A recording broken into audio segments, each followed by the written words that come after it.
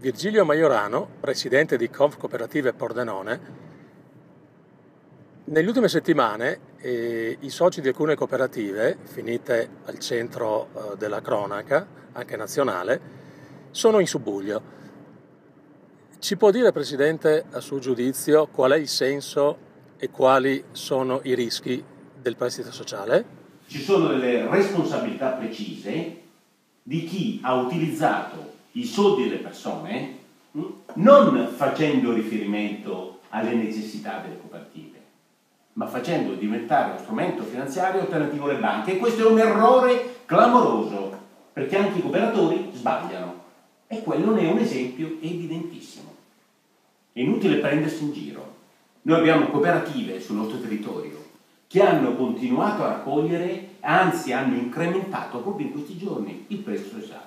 Vi posso garantire che il valore del prestito sociale, quando tu spieghi al tuo cooperatore che ti sta affidando responsabilmente dei soldi, gli dici che servono per un investimento, per questa, non solo per abbattere un elemento finanziario, per lavorare sull'elemento finanziario, perché ci sono le banche per quello.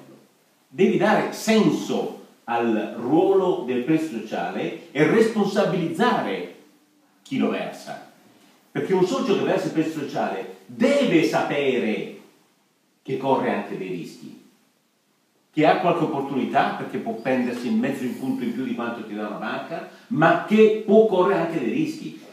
Come può definire un po' l'attuale momento del mondo della cooperazione, proprio in breve sintesi?